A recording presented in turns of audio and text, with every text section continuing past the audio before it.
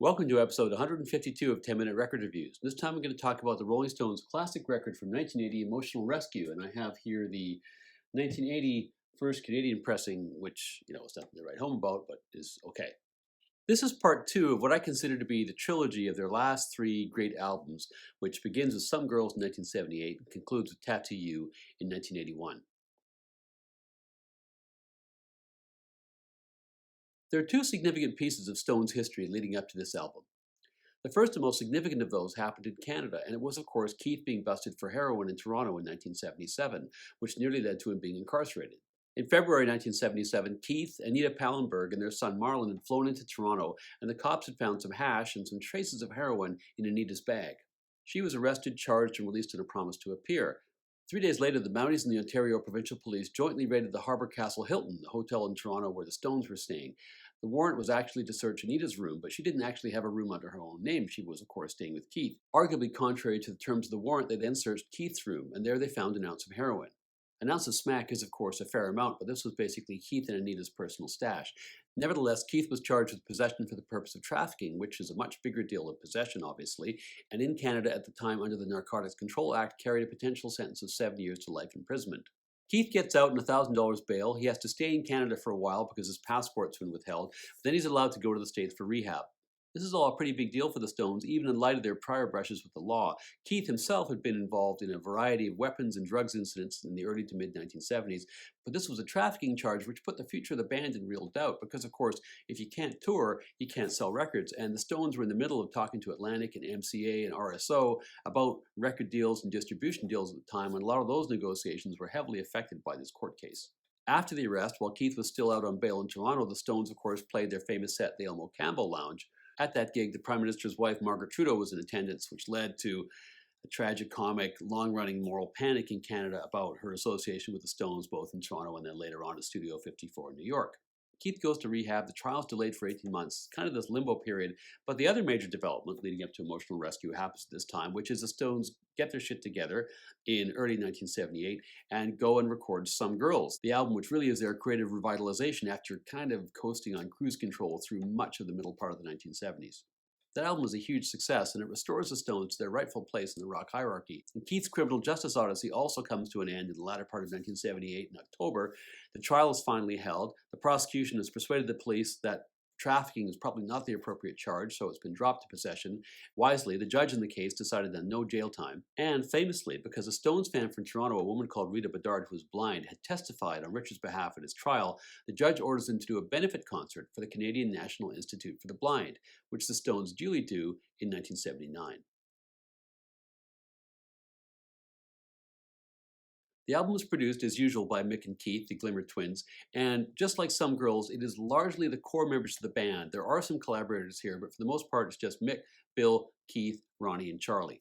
Ian Stewart inevitably is involved on keyboards, as is Nicky Hopkins, who regularly helped the Stones out at different points in the 70s. Of the small number of outside collaborators, the two people that are really worth mentioning are Sugar Blue, who plays harmonica just as he had done on Some Girls, and Bobby Keys, who plays such great sax on Keith's song at the very end of the album. The album was recorded all the way through 1979, and they used two studios, Compass Point in Nassau and Pate Marconi in Paris. I mentioned that the band was really on fire creatively at this point after Some Girls, and Mick and Keith had actually written dozens of songs. They couldn't fit them all on this record. They held a few over for Tattoo You, and that includes Hang Fire, Little TNA, and No Use in Crying. The album's mixed in the early part of 1980, and it's released in June, and it's a real smash. It does better initially anyway than Some Girls, although I consider that to be a much better record.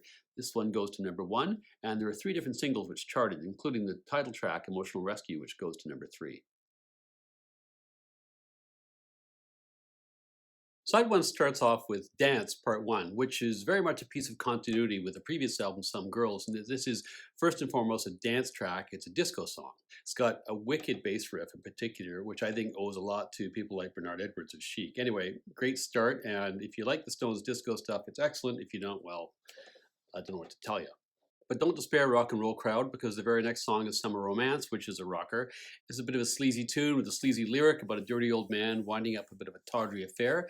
There are at least 4 kind of out-and-out fast-paced rockers in this record, and 3 of which really are what I would consider to be sort of standard issue Stones 70s rockers that could have been really on any album from Exile all the way up until even Tattoo You, and this is one of those. It's not a brilliant song, it's not a bad song, it's just a solid album track.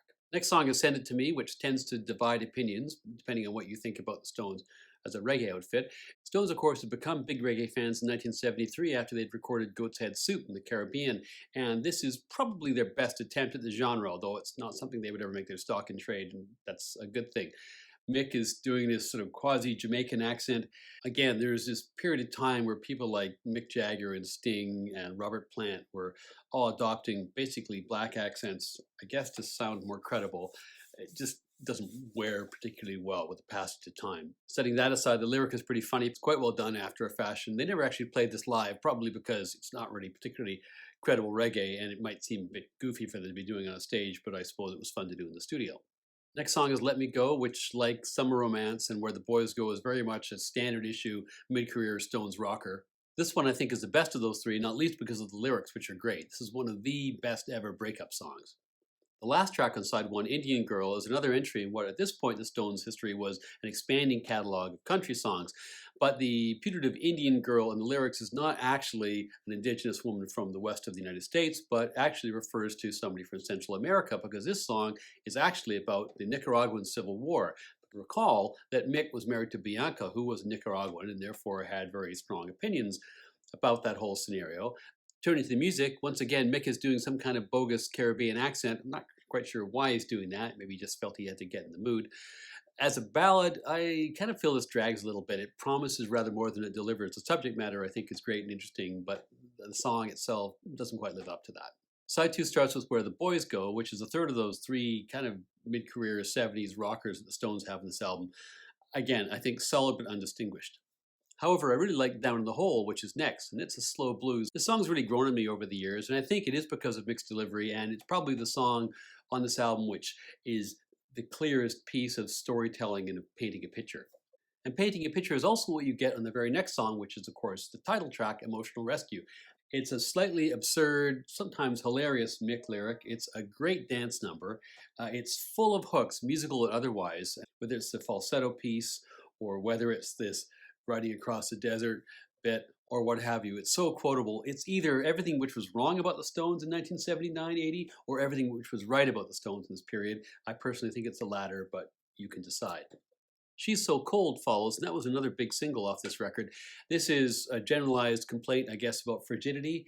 It is unlike the other three real rockers in this album in that it is very much, I think, an early 1980s song as opposed to a 70s song. This really does feel like it's influenced by the more stripped down new wave bands. It's an 80s song. And the album closes with a song which I didn't pay too much attention to back in the day, but I've increasingly come to feel is really one of the center points of the whole piece, which is All About You, which is Keith's song. And here's Keith, newly liberated from the threat of going to jail in Canada, his long-time relationship with Anita Pallenberg kind of on the rocks, kind of on the back foot because of his drug issues, and Mick kind of in the ascendancy in the band. And so is he writing this song about Anita? Or is he writing about Mick? Increasingly, and this is fueled also by some of the comments that Keith has made over the years, it's actually understood more to be about Mick and Mick's controlling behavior, which is something which kind of gets on Keith's tits, as we know.